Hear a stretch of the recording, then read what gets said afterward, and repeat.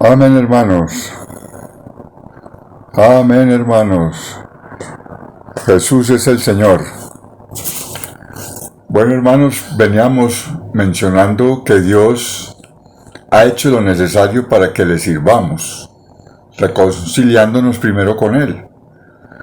Y también veníamos viendo cómo nos equipa con su espíritu de sabiduría y revelación para que le conozcamos, para que conozcamos sus caminos. Bueno, queremos seguir mencionando cómo Él quiere hablar a sus discípulos, quienes aprecian su palabra, para consolarlos, haciéndoles manifiesto sus caminos, su plan. En Juan capítulo 16, del 5 al 7, leemos: Pero ahora voy al que me envió, y ninguno de vosotros me pregunta, ¿a dónde vas? Antes, porque os he dicho estas cosas, tristeza ha llenado vuestro corazón. Pero yo os digo la verdad, os conviene que yo me vaya. Y en Juan 14, 1 y 2 dice: No se turbe vuestro corazón, creéis en Dios, creed también en mí. En la casa de mi Padre muchas moradas hay. Si así no fuera, yo os lo hubiera dicho. Voy pues a preparar lugar para vosotros. Esto lo anunció el Señor dentro del marco de su muerte en la cruz. Maravilloso considerar que esa obra a favor nuestro debía ser aprobada por el Padre. Y mientras estaba en el mundo de los muertos, en el Hades, todo el universo quedó en suspenso. Aleluya. Pero Jesús era el Hijo amado, que no hacía nada por él mismo, no hablaba nada por él mismo, no buscaba su propia voluntad ni su propia gloria. En todo era gobernado por el Padre. Por eso el Padre le aprobó y le resucitó de los muertos, operando según el poder de su fuerza y recibiéndolo en la gloria, a la diestra de Dios, sentándolo en los lugares celestiales y obteniendo respuesta a la oración que el mismo Señor Jesús le había hecho al Padre en Juan 17, 5. Dice: Ahora pues, Padre, glorifícame tú al lado tuyo, con aquella gloria que tuve contigo antes que el mundo fuese. Aleluya. Vemos también el cumplimiento de la profecía en Hechos capítulo 13, versículo 33.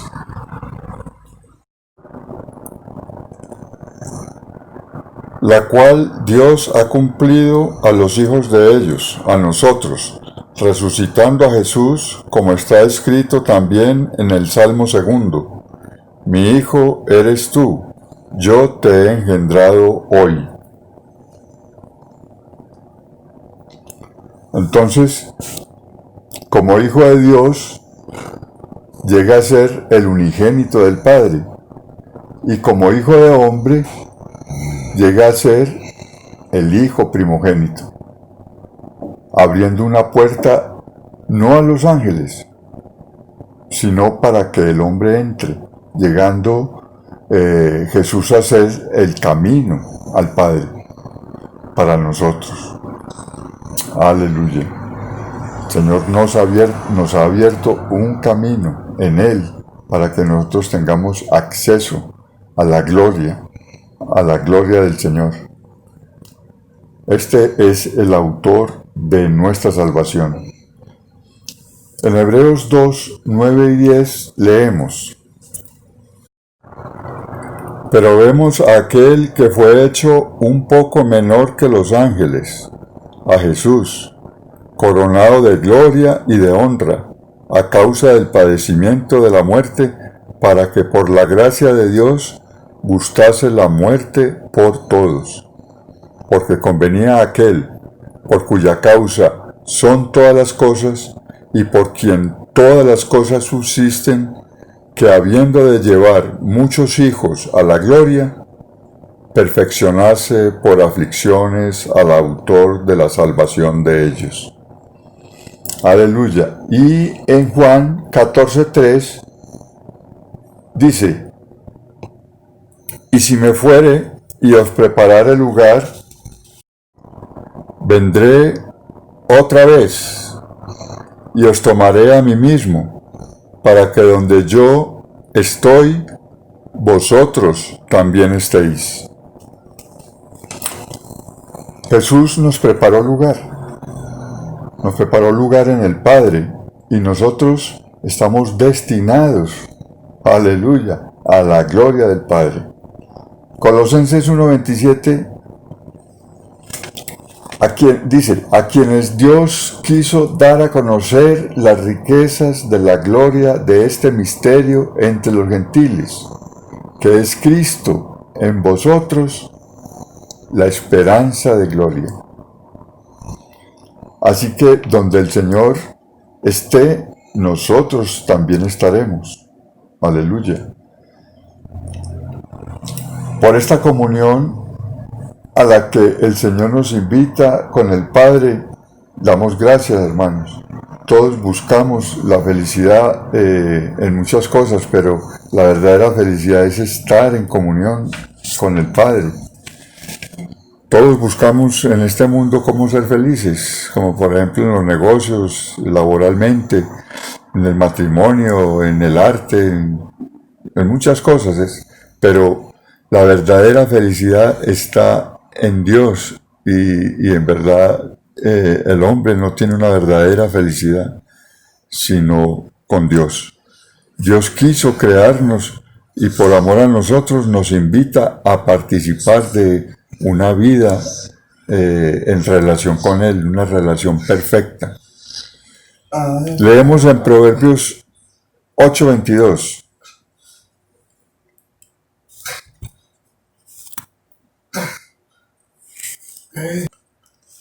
El Señor me poseyó al principio de su camino, antes de sus obras de tiempos pasados.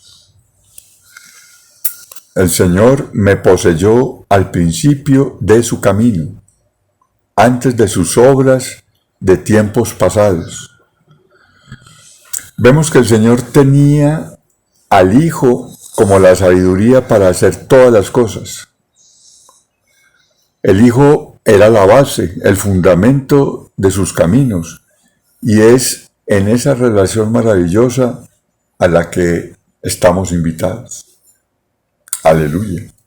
En Proverbios 8:31 dice: me regocijo en la parte habitable de su tierra, y mis delicias son con los hijos de los hombres. El Señor quiere gozarse haciéndolo todo con nosotros. Proverbios 8:30 dice que con Él estaba yo ordenándolo todo, y era su delicia de día en día, teniendo solaz delante de Él en todo tiempo. Aleluya. Y el anterior, el versículo 29 del capítulo 8 de Proverbios dice: cuando ponía al mar su estatuto, para que las aguas no traspasasen su mandamiento, cuando establecía los fundamentos de la tierra. Aleluya. Cuando ponía al mar su estatuto. Esto es maravilloso porque nosotros ahora tenemos entendimiento de que en la Biblia el mar es un tipo del mundo. Y la sabiduría de Dios quiere que nosotros frenemos el ímpetu y la arrogancia de las olas o de las maquinaciones malignas.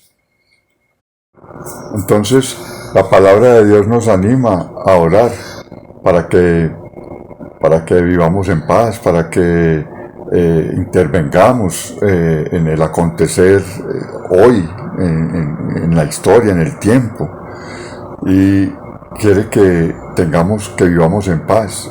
Primera de Timoteo, en capítulo 2, del 1 al 3, dice: exhorto ante todo a que se hagan rogativas, oraciones, peticiones y acciones de gracias por todos los hombres, por los reyes y por todos los que están en eminencia, para que vivamos quieta y reposadamente en toda piedad y honestidad, porque esto es bueno y agradable delante de Dios nuestro Salvador.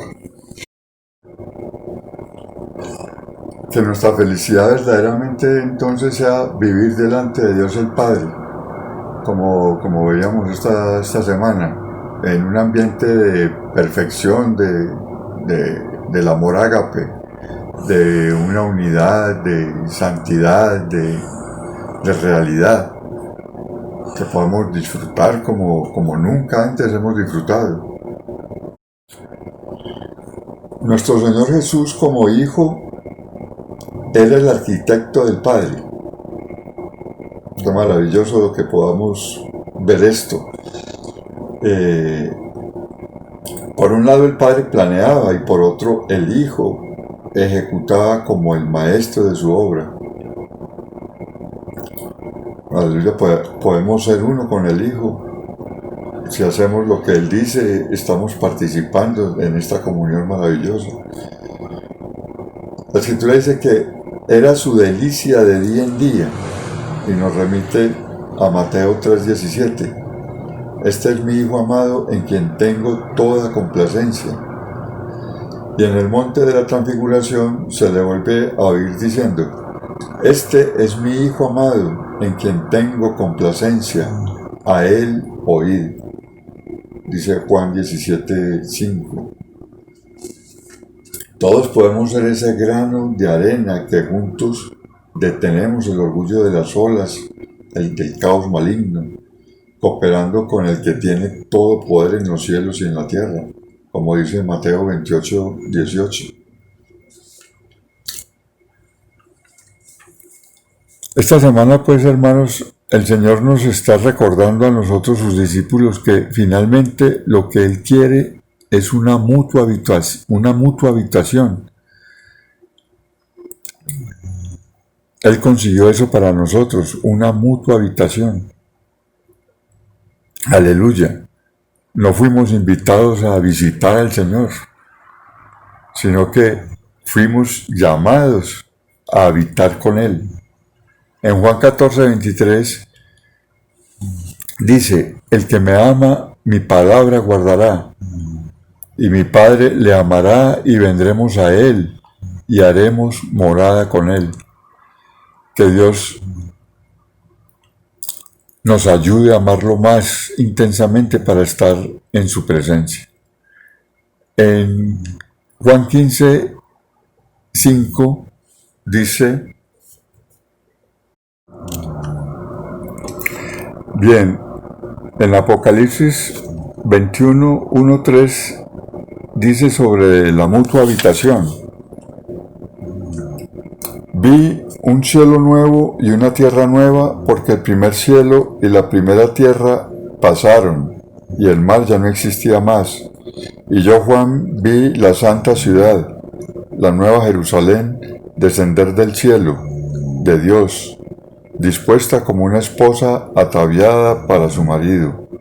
Y oí una gran voz del cielo que decía: he aquí el tabernáculo de Dios con los hombres, y Él morará con ellos, y ellos serán su pueblo, y Dios mismo estará con ellos como su Dios.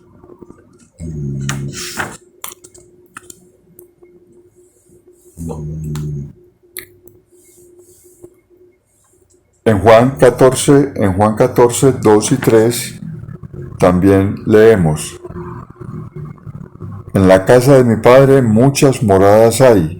Si así no fuera, yo os lo hubiera dicho. Voy pues a preparar lugar para vosotros, y si me fuere y os preparare lugar, vendré otra vez, y os tomaré a mí mismo, para que donde yo estoy, vosotros también estéis.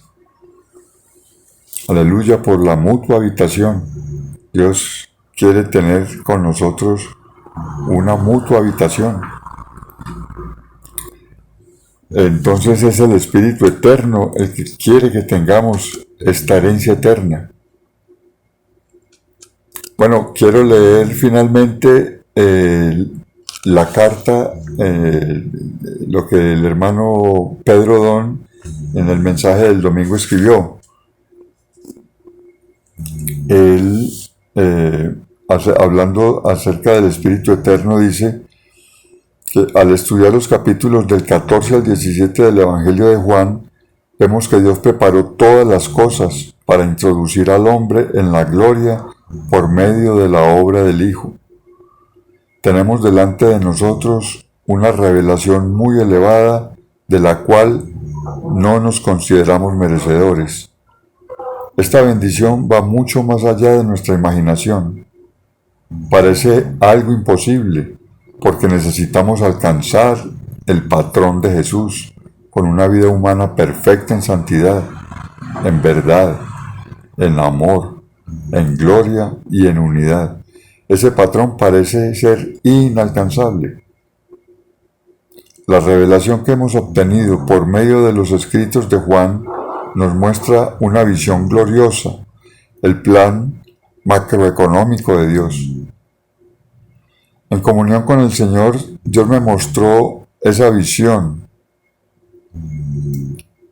Dios me mostró que esa visión es accesible y puede ser practicada por medio de la revelación contenida en la epístola a los Hebreos. Dediqué buena parte de mi tiempo a estudiar Hebreos. En ese libro vemos la actitud de la primera generación de los hijos de Israel durante la peregrinación por el desierto, después de salir de Egipto. Fue una generación rebelde, incrédula y desobediente, que por eso mismo cayó en el desierto. Pero por la misericordia de Dios, la nueva generación entró en la buena tierra de Canaán por el guiar divino. Procuré profundizar mis estudios, pues Hebreos es difícil de comprender. Veía claramente que la clave del plan microeconómico de Dios, que hace posible nuestra práctica en el vivir diario, se encuentra en el libro a los Hebreos. Hay muchos libros de estudio sobre este. Sin embargo, a lo sumo presentan a Cristo como aquel que es superior a los ángeles, a Moisés, al sacerdocio levítico y a Aarón. Continué buscando y cierto día el Señor me dio la respuesta. Me mostró que para cumplir la visión de Juan 14 al 17 necesitamos la revelación de Hebreos y que la clave de este es la persona del Hijo. Dios preparó a Cristo como un sumo sacerdote superior y puso su obra con todo lo que realizó en la eternidad. Tomemos la línea de tiempo como ejemplo. El punto de partida, el punto A, es la eternidad pasada. La fundación del mundo es el punto B. La encarnación de Jesús es el punto C. La crucifixión y resurrección son respectivamente los puntos D y E. Y por último, la eternidad futura. Si observamos la figura, veremos que Dios fundó el mundo. Cristo se encarnó, fue crucificado y resucitó, poniendo la obra de Cristo en la línea de tiempo de forma lineal. Así nuestra mente racional logra entender. No obstante, Dios está en el cielo, en la dimensión espiritual. Él no está limitado al tiempo y al espacio. El sacrificio de Jesús fue ofrecido al Padre por el Espíritu Eterno. cuánto más la sangre de Cristo, el cual, mediante el Espíritu Eterno, se ofreció a sí mismo sin mancha a Dios, limpiará vuestras conciencias de obras muertas, para que sirváis al Dios vivo. La obra de Cristo, su encarnación, vivir humano, muerte en la cruz y resurrección, fue realizada en el tiempo, pero Él no necesita morir otras veces. De otra manera le hubiera sido necesario padecer muchas veces desde el principio del mundo, pero ahora, en la consumación de los siglos, se presentó una vez para siempre por el sacrificio de sí mismo para quitar de en medio el pecado. Eso está en el versículo 26 de Hebreos 9. Entonces Cristo murió una sola vez por causa de nosotros y fue ofrecido por el Espíritu Eterno. El Padre aceptó el sacrificio de Cristo y puso ese hecho en la eternidad. Para entender la eternidad, podemos juntar las dos extremidades de la línea de tiempo, la eternidad pasada y la eternidad futura, formando así una argolla. De esa manera, al observar la figura 2, no podemos afirmar si el punto A se encuentra antes o después del punto B. Para hacer esa afirmación necesitamos determinar una referencia. Con la ilustración vemos que en la eternidad el factor tiempo no es determinante. Cristo tuvo que ofrecer el sacrificio una única vez por el Espíritu Eterno. Al ascender al cielo, Cristo fue directamente al encuentro del Dios Eterno en la eternidad. En la eternidad, Jesucristo fue hecho sumo sacerdote para siempre, según el orden de Melquisedec. Ahora Cristo posee todas las condiciones para hacernos cumplir el plan eterno de Dios. Esa argolla está presente en el arca del pacto.